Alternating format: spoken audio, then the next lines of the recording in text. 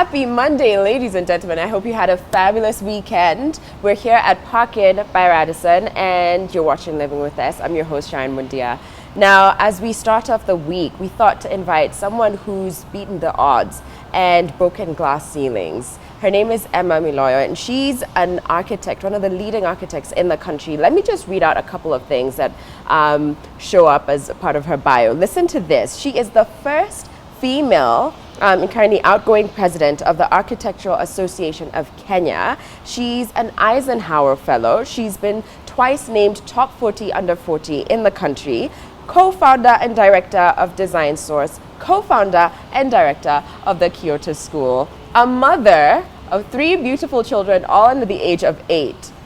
I think my first question is, how do you do it? Like, how are you still, how are you here? How do you make time for us? Yeah. It's incredible. Yeah. I guess let's start by understanding a little bit about your childhood and your upbringing and the role your parents played. Were you a studious kid? Did you care about books? Were you drawing? Tell me about that.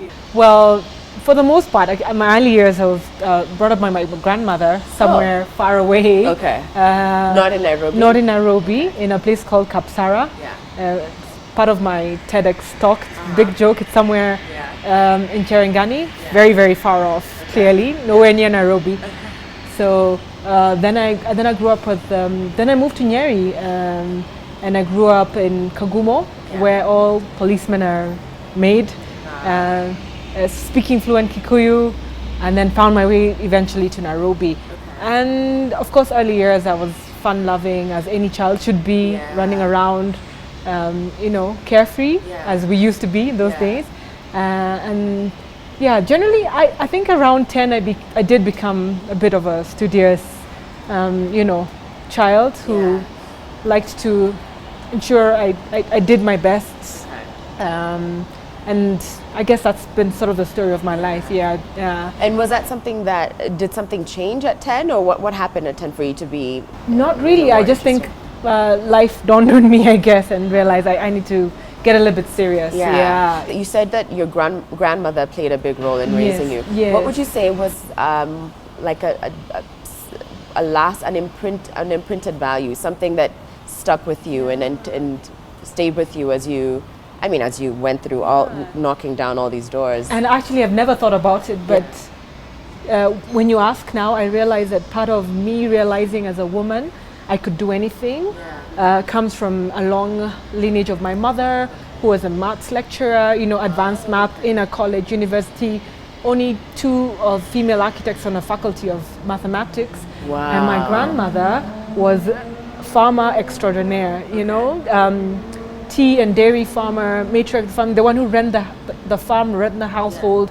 of a large family, and she just did it, and I guess I never thought that I can't do anything because my mother did it, my grandmother did it. Right, and you were brought up by women who were strong. Yeah, exactly, and didn't have someone else defining for them. Yes. Isn't that so powerful? And to know that they were, without even saying it or trying to push or instill those values very actively, but intrinsically that became who you are and why you are able to thrive in such a male-dominated space. So at which point did architecture become an interest of yours? So I was always artistic, and luckily I went to schools that nurtured my creative streak.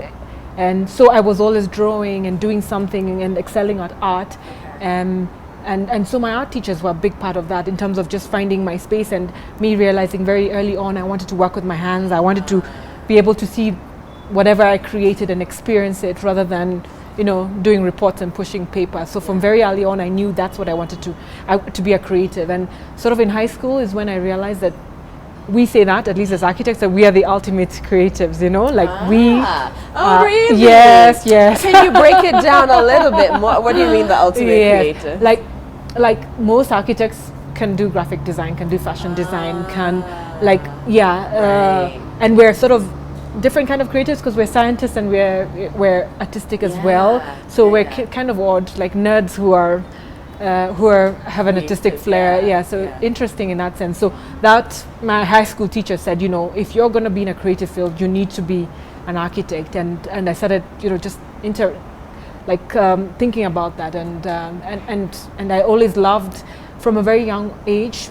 I don't know whether you guys played this, but we used to have, when they'd cut the grass in a lawn, you'd make little houses. I don't see them doing that anymore, but you'd map out a house with a grass and make little plans of houses. You didn't do that? What? Oh, okay, I'm no, old. I was being played. First of all, where I grew up, we didn't really have like a lot. I just remember, did we have grass? Maybe, I don't know. We were busy playing bladder and like other things. Yes. But that's so interesting how even, I mean, how old were you? Do you remember how old you were? 7, 8, and we'd do little plans of houses, and you'd play pretend and walk in and pretend you're opening a door, and you'd mapped out. And I always used to look at other people's houses and say, no, you can't have your toilet in your living room and stuff like that. So it's something, that I always enjoyed. Even through like the games that you were playing, you were able to. That's so interesting. Yes. Okay, so your high school teacher says to you, you might want to consider architecture. And I'm like, that's a good idea. Yeah. Go on. And I pursue that. Okay, so tell me about you getting into uni. I know you were in JQuat. Yes. What was that like for you? Yeah. So I'd always been in all-girl institutions, Catholic at that, for my early years. Like no male in the vicinity. Yeah. And then I landed in Jomo Kenyatta University of Agriculture and Technology, and it looks like all-male institute, So it took a little bit of getting used to. I was shy, but I had to learn to be assertive, and just managing that space, because I'd never had to interact that way, with men in class and everywhere, which is kind of preparing me, because that's how the world is out here, and getting used to it. And that was interesting. And then luckily in our despite us being few, the few women in our faculty were excelling. So it was never an issue that you're a girl and therefore you can't be good at this. Even just looking at some of the fifth-year students, they were top of their class. So it was never an issue. The girls were top of their class. It was a very interesting experience. And I think it helped me to already be ready for the world out here. Yes. Do you know, would you have an idea of how many girls there were versus men? We're 10% in the entire university, because it was all engineering courses. It's a science university, science and technology. So we're about 10%. So I'm curious, coming from an all-girls school, was any part of you like, oh, look, wait a second, there are men in the building? Was that a distraction at all? I mean, pushing aside the idea that you were in a male-dominated space. Yes, we used to call it the gold rush, because when the freshers landed, 2,000 men descending upon the freshers. Oh, God. Gold rush. Yes, the gold rush.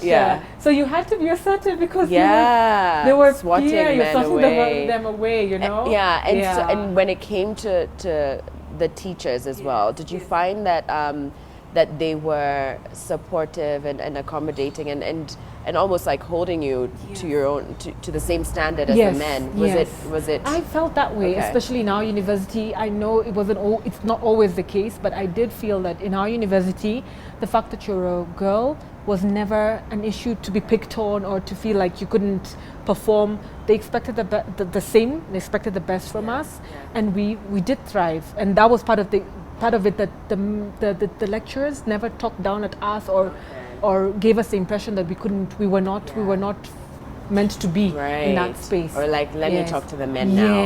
Yes. Okay, lovely. Yes. So what was the first thing you did after you left uni? What was the first career move for you?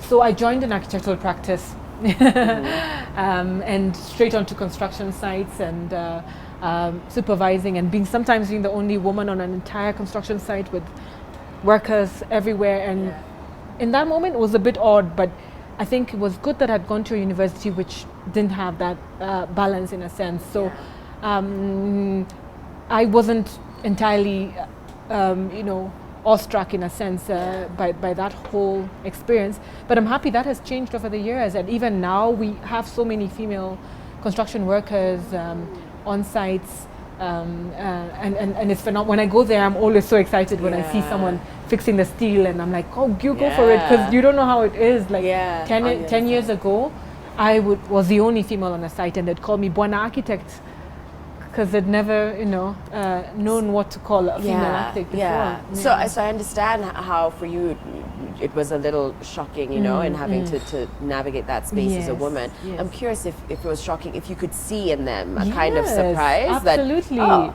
you're gonna tell us what to do. Exactly. Was there any kind of resistance at all, or kind of like questioning, second guessing? Yes, or?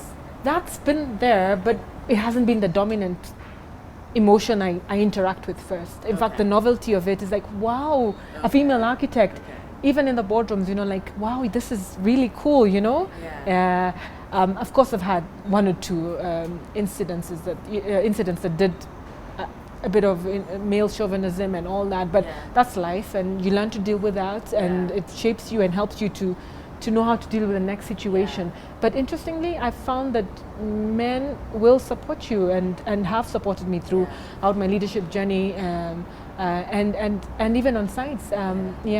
So if you don't mind us like diving a little bit deeper into that, like in those instances where it was like a clear like chauvinistic response, how do you move or take yourself out of that situation with grace but still owning your power? And I ask this because I think there's a great number of women who are trying to find themselves and maybe have such an encounter and they don't know, do you walk away, do you just be quiet? So how do you still carry yourself with grace but still own your space? A friend of mine said it, you know, it's grace and guts in a sense.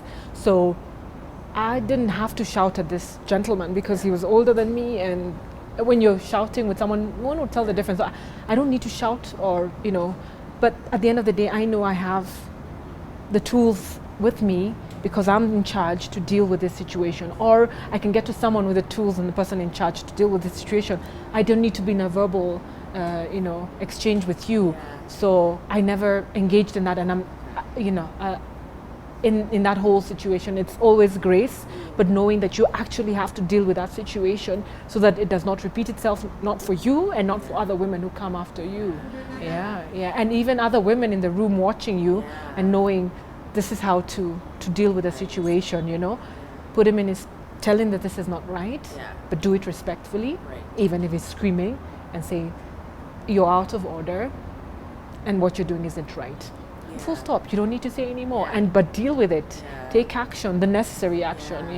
After that, if it's to get the guy out of the team, and sometimes I did that. You know, if a construction worker cut called me, and that has happened. You know, passing somewhere and someone like, and I'm like, no, he has to go. He has to get off the side. Because what is he going to do to a fellow construction worker? He can't get away with, you know, with things like that, and just realizing I don't need to fight with him and tell him don't do that or whatever, but I have to let him know and let his supervisor know what he did wasn't right. Oh my God, I'm getting goosebumps. I just got goosebumps there. To just almost like to make sure that people who are coming into that space understand the rules of engagement, and then there ought to be respect. And if you do not respect that, then goodbye. Goodbye. I love that. I love that. So at some point you co-founded a firm with your husband. Can you tell me about that? So my husband was my classmate in architecture school. So gold rush. Equals one gold rush I did get. One gold rush. Okay. All right. I see. So he was my desk mate. Okay. In architecture, you have studio. So you sit in the same space generally, and you have your little corner. And we were sitting next to each other. And sooner or later, we were an item, and we got married, and and we started our firm, and we always knew we were going to practice together. And couple architects are actually very common. Architecture practices around the world, very, very common. Why is that? Even professional, like doctors, architects, because you're in each other's space all the time, really, and you can understand each other, because architecture school is not necessarily easy. It's really hard. It's 6 years. 6 years, and you're doing all-nighters without sleeping. Can be isolating. You're isolated. Same with medicine. So there are quite a number of famous architectural practices that are husband and wife. So we always knew we were going to practice together.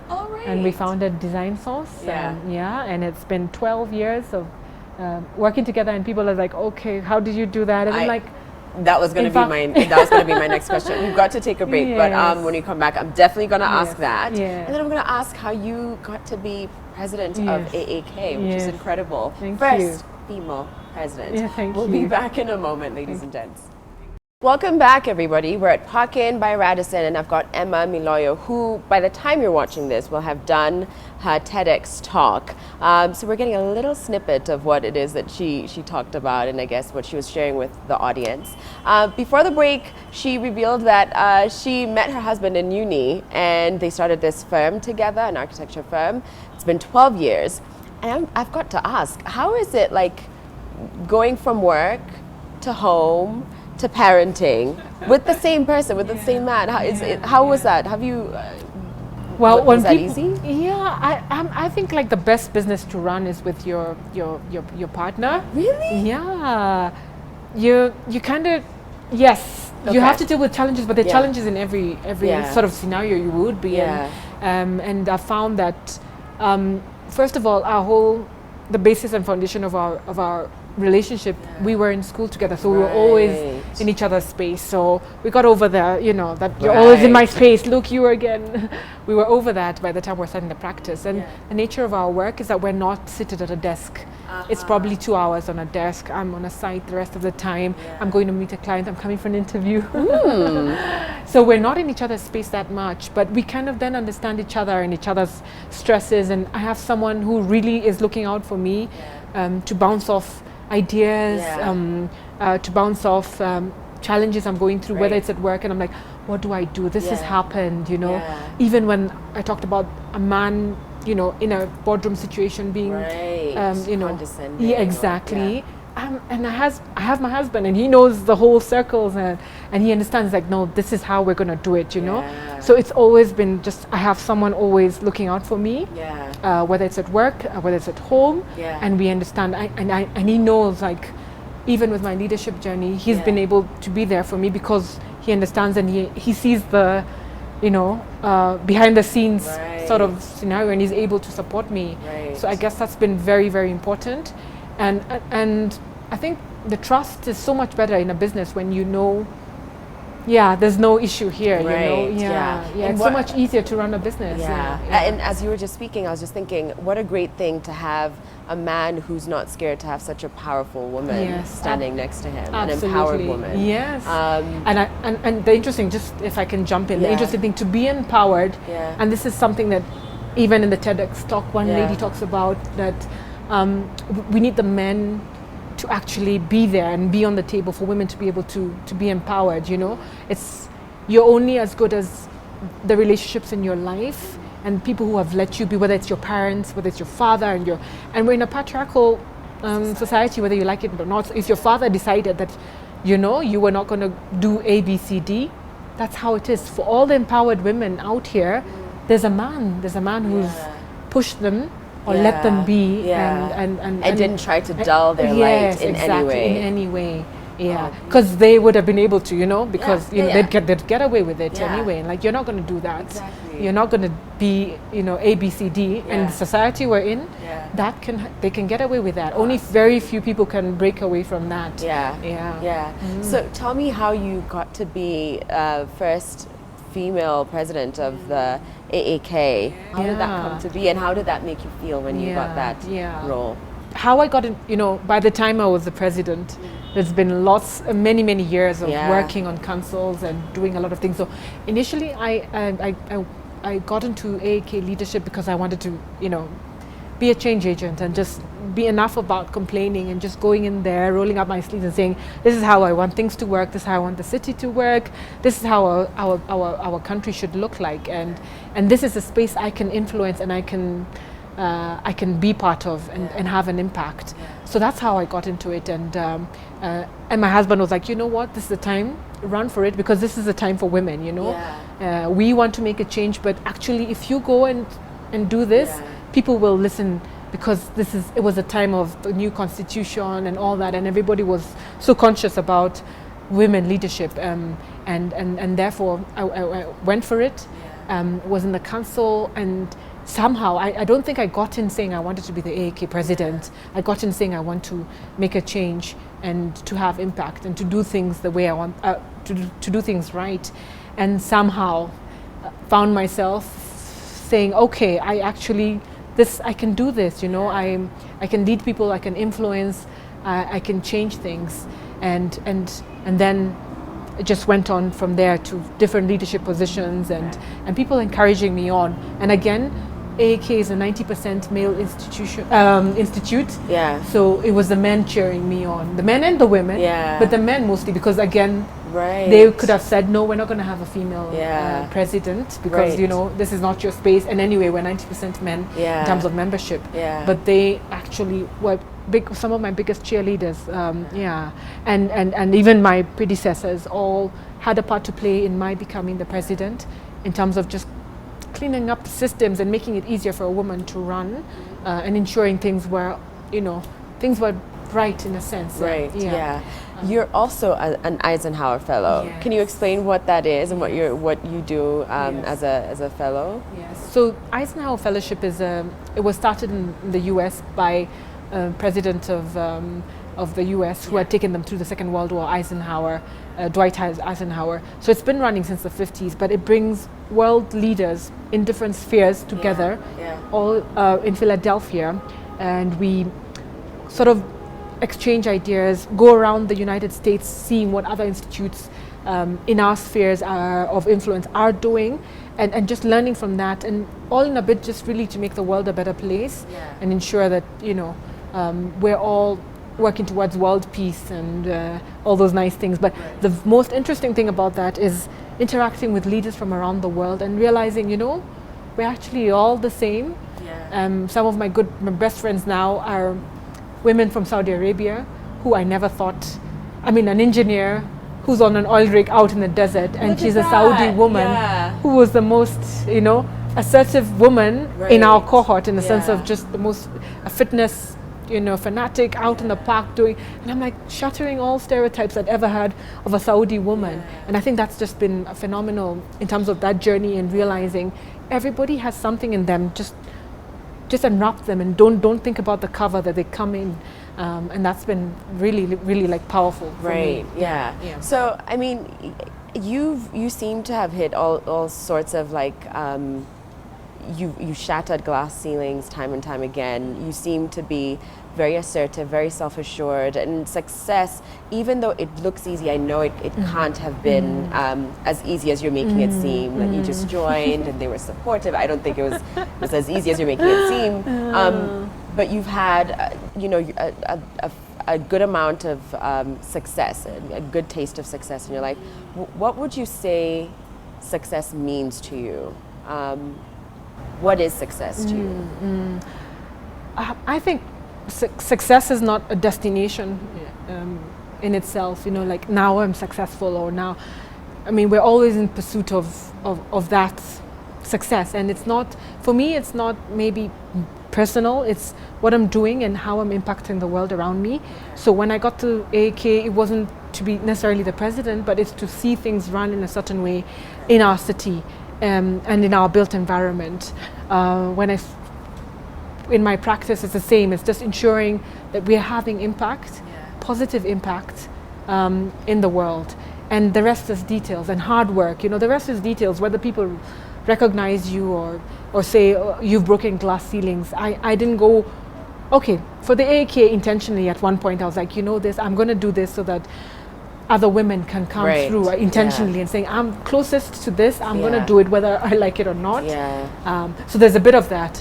But I think also just when you're driven by impact and you're driven by hard work, then success equation is a bit different. You're not doing it as an end in itself, as a destination. It's a journey. And I think that's more impactful because today we often find ourselves measuring success as how much money do you have, how much power do you have, and we want to hold on to it so much. But if I like that for you, it's more about like how do I pass it on? How do I do something that will have a lasting impact? Exactly.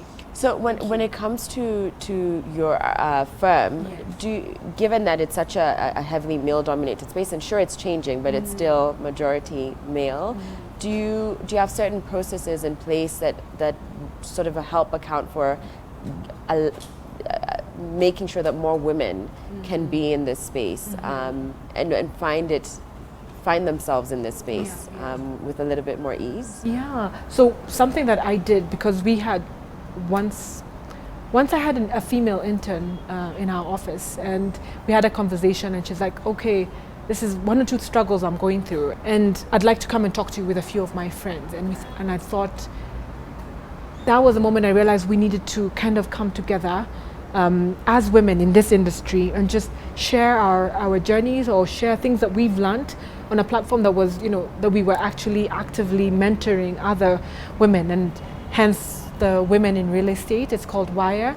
So where we're looking at impacting and at different levels of the ladder, So whether it's young graduates going through certain challenges in the school environment that are different from maybe what I'm going to, but I went through them, and young professionals just getting into the field, being the first ones on a site, and being only female. How do I grapple with that whole, dynamic? When you're going into your leadership journey now and you're starting to be in charge and people are questioning you, how do I grapple with that? So that's part of why a group of us started the Women in Real Estate, and all of us just paying it forward, because we mentor the young professionals who can relate so much better with the university students, mentor them. And the university students who come out in such large numbers to support young girls who are looking and at that point of questioning, do I want to do architecture? And we find when we have career days, it's the university girls who are all out talking about the journey and talking about, their challenges as well in campus. Yeah. Oh, beautiful. Thank you. So tell me, what have been some of the most exciting projects you've worked on over the past decade or two that you've been in this industry? Yeah. So starting out, of course, I worked in a practice in pupillage, we call it, in terms of apprenticeship, and I worked on the World Bank building in Upper Hill. It's called Delta Center. Worked on Timao Plaza, just when it was being finished, but just in terms of supervising that and seeing dynamics around that, and that's on Agwin Skodek. But as a practice, we've done a lot of hospitality projects. The Alba in Meru.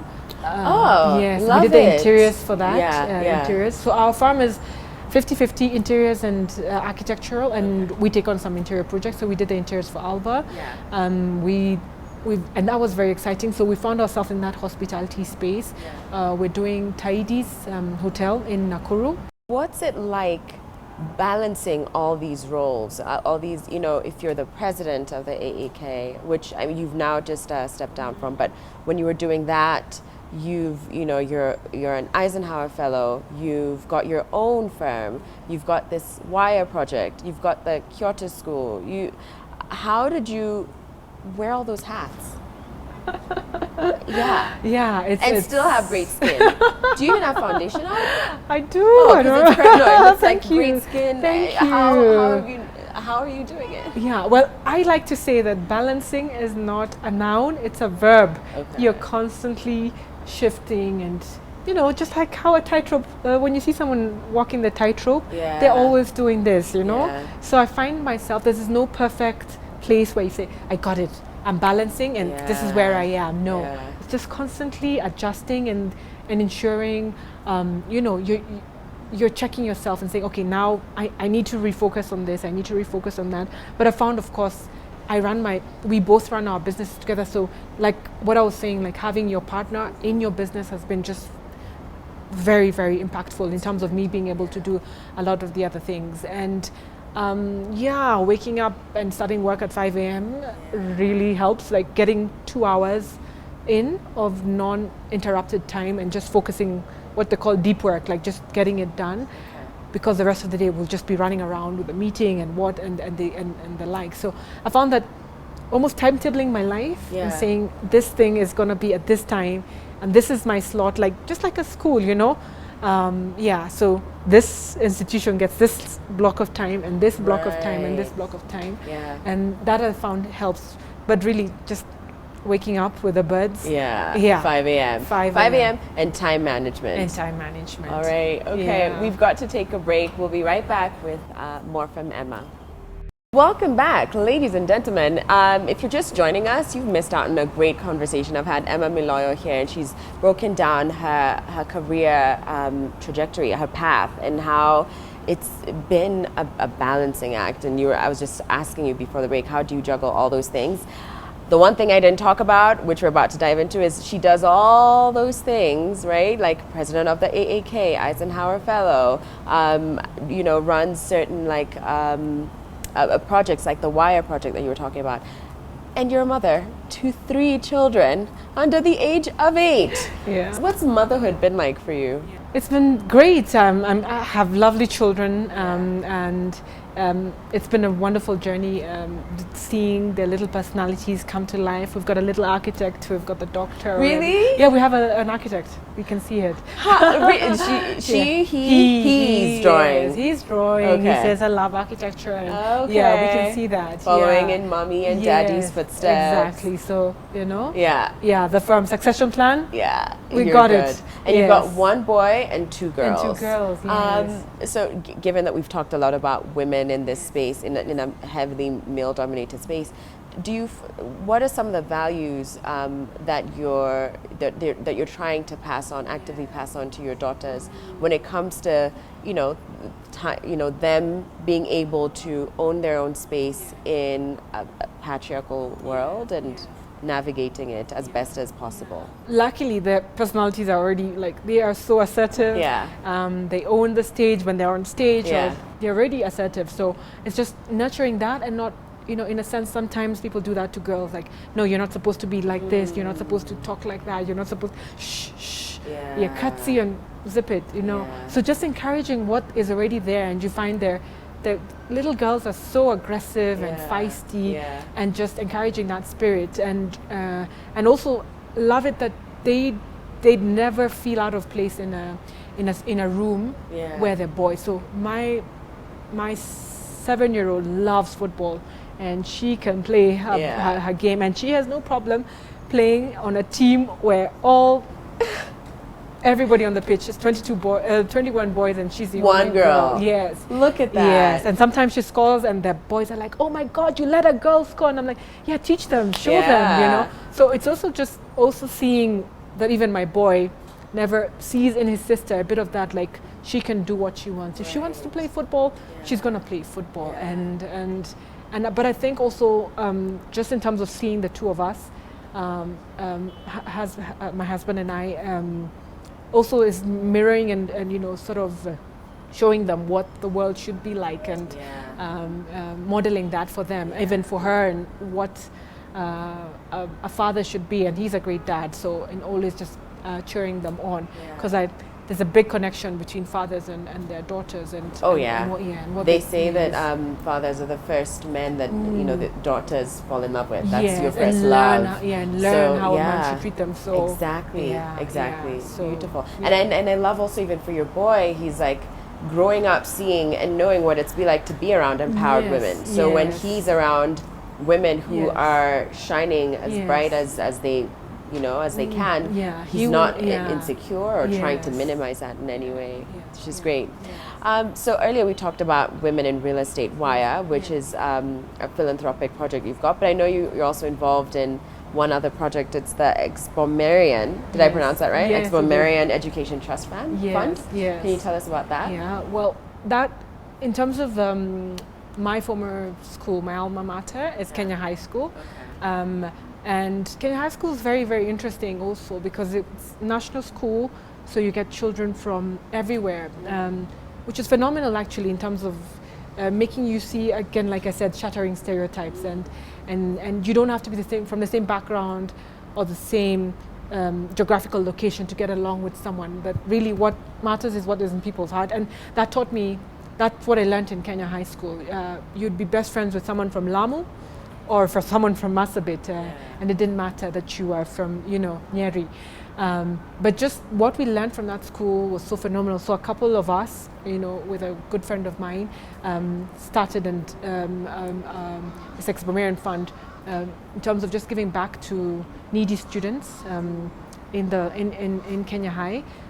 Set up a scholarship fund, but lately, I mean, that a lot more in terms of career advice and going to the school and talking to young girls. Because something I didn't mention, actually, when I was in high school, a group of ladies came, and among them was an architect. Oh. And she was something, you know? Yeah. And I said, I want to be that, you know? So it helps in them seeing that it's not you know, too a far, dream. It's not too far away. And there's something in that, in being able to see yourself in another woman and seeing them own that so beautifully. That makes you feel like and it's subconscious. I can. You know, sometimes, you know, you don't even realize it. Right. But I have that memory of that lady in my mind till today in second form. And look at how much influence that had, and look at what you've become. And I can only imagine how many other women you've inspired as well. Yeah, I hope so. So tell me, what's your favorite building in Nairobi? Or in the That's country? a We can say tough the country question too. Yeah. To ask an architect who works in Nairobi, like I would say my own buildings, but well, outside, okay. Besides your buildings, what do you think? What do you think is your favorite? I'll just have to say it's a KICC. Really? Yeah. So my brother's an architect too, and that's his favorite building as well. So why the KICC? Because it was iconic, you know.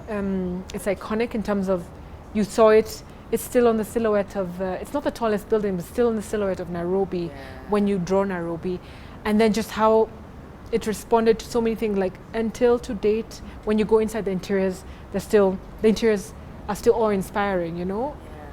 From the 60s till now, and nothing much has changed. No, just a thought in terms of material use. Forget all these glass buildings we're doing nowadays. That was the real thing in terms of responding to our climate. You know, it was just the ideal and ticked a lot of the boxes in terms of what we aspire to as architects. What would you say are some of the changes that you've noted in the architectural landscape in the years that you've been working? What's new now? Number one, the women. The number of women. Yes. Even at the university, the enrollments are about 50%, 50-50. Oh. Absolutely. And all the girls are top of the class. So valedictorian at University of Nairobi, last 3 years consecutively, valedictorian in the entire university, not only has been a female architect, 3 years in a row. Look at that. Out of 8,000 students, top student in the entire university. Wow. Yeah. Incredible. So that's a big change. That's coming a big from change. Like when it was 10%. Yes. And, you'd be one in a class barely of 30, if we were lucky, but in the other classes you'd be one, the only girl, or two in a class of 30. Yeah. Incredible. Yeah. So just that change. And I think the change is good. And of course, you know, it's been a construction boom for the last 10 years. So Nairobi has changed in a sense. The cranes everywhere. But just looking at that and asking a few questions in terms of, you know, as we're changing it to where's the plan for that? Where we are doing things a bit ad hoc, finding that city planning and all that is chasing the development, like development's happening and then like, oh, let's run after them and do the roads and the sewer system. So a bit of a chaotic scenario we have in a sense, in terms of just zoning and planning. Where are the green spaces? Where do our children play with all the concrete we're putting up? So I think we just need to remind ourselves all the time, and put pressure on the city and the county government. And you know, if Nairobi sets the pace, then all the other counties follow. Right. So just championing for that, like our green space. Where is it? Where are the laws? Why aren't we following the laws? Why do I have a 4-story building allowed today and then tomorrow it's, you know, next to me is 3 towers, 35 stories tall? And where's the infrastructure for that? You know, everybody, now there's water shortage. We just had that, you know, in terms of sewage, we can't hack it. Same infrastructure we had in the 60s is what we're building up on now. So challenging the leadership to just take more of a role in terms of deciding where the city should go. That's so interesting. I mean, where we are now, we're on the 11th floor at Park Inn, and like even as you came in, what did you say? You said, I can't remember. It's so dense. It's so dense. It's so dense. That it could almost be the CBD, Yes, you were saying. yeah. And there's like, you know, lots of green, like out on the outskirts, you can see it, but it would it's be not a even shame. publicly accessible. Like, Yeah. where do kids, like, Exactly. everybody's living in this little silos where they lock themselves in. Where do your we're all kids in play? apartments. Yes. And what yes. exactly? Yeah. Where do kids play? So, what makes a good architect?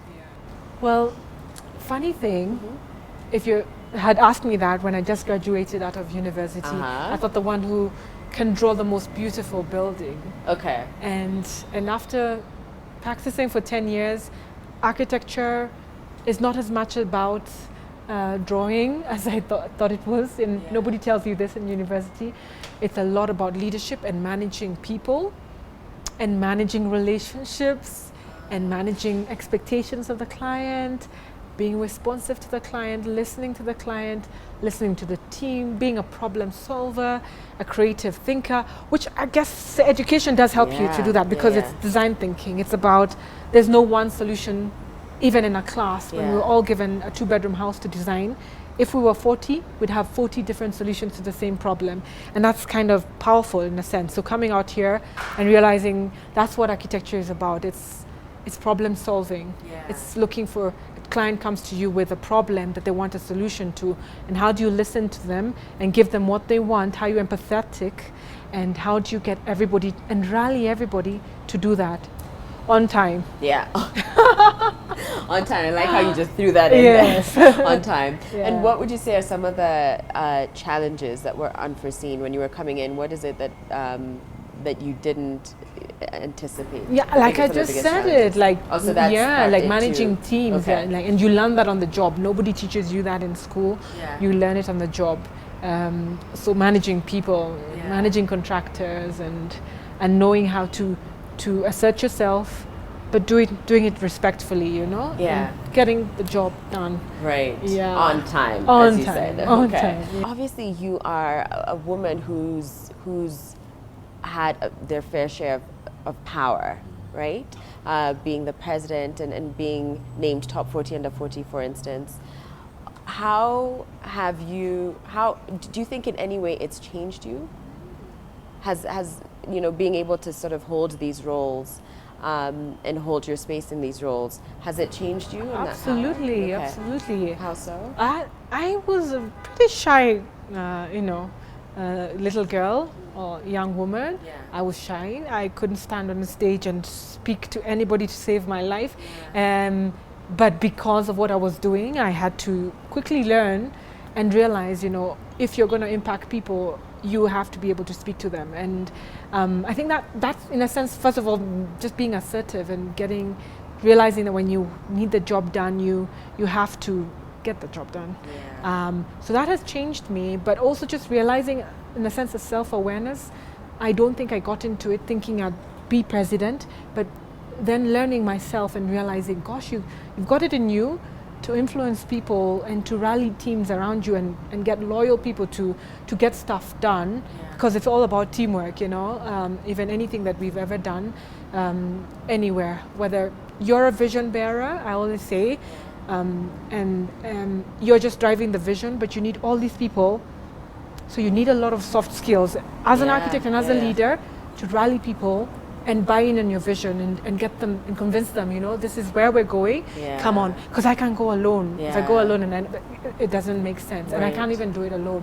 But realizing you have to have the best people on your team, and you work together towards that vision. But to do that, you must appeal to them, you know, and that's been interesting, learning that, like how to influence culture and how to influence people. That's an interesting dynamic without being assertive or whipping them, because that's not loyalty, and that's not, but people just really believing in you and saying, you know what, because you said it, we're going to do it. And I see your vision, and I want to build that with you. And that must be also the toughest thing, I guess, the hardest thing. And what is the most fulfilling part about your career? What are you most proud of? Oh, I'm certainly proud of the school, you know, like,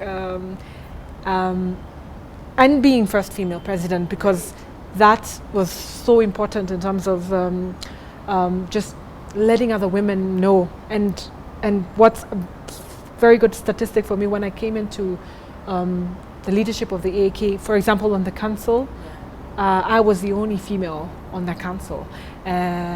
We were like 3 other women, just in other different leadership positions in the entire AEK. But now, from when I got in, we were now 11 when I was the president now. Oh. And now when I left, we're 22 women Oh. in the leadership out of 60, you know, Yeah. because we have different councils for Right. different professions. Yeah. And just doubling the number of women Yeah. who are in leadership has been something for me in terms Yeah. of, and I'm proud of that. Yeah. Because women are, you know, they actually said that you need everybody on the table Right. for everybody's sake. And Right. I've seen that you need, it's balanced for better. It's better for Yeah. everybody. It's not only better for women. Yeah. Actually, It's when better women for on the Kenya. table, it's better for men and women. Yeah. So Kyoto School. Yes. When did you start that? 2014. Yeah. Always been passionate about children. Yeah. I actually taught in my gap year in between university. I taught for like 2 years, you know, young 7-year-olds. And it was something I always like was passionate about. Like, Yeah. again, impact.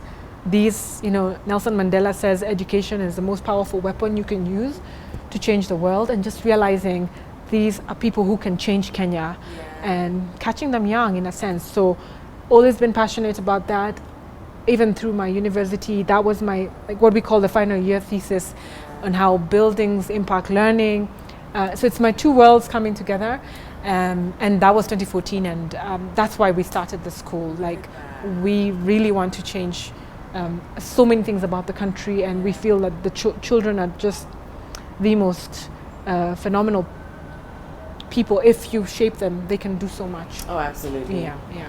All right. Thank you, Thank Emma. you. And also thank you for being you so fearlessly. Thank and you. moving through this world with such grace and also with such power. Thank you. Because I know that there's so many women, and myself included, who are looking at you and thinking like, okay, all right, I'm going to go for that. And not just Thank even for you. me, but Yeah. because by doing that, I'm able to open doors for others. Others, too. you know, Yeah. it's just phenomenal, like domino.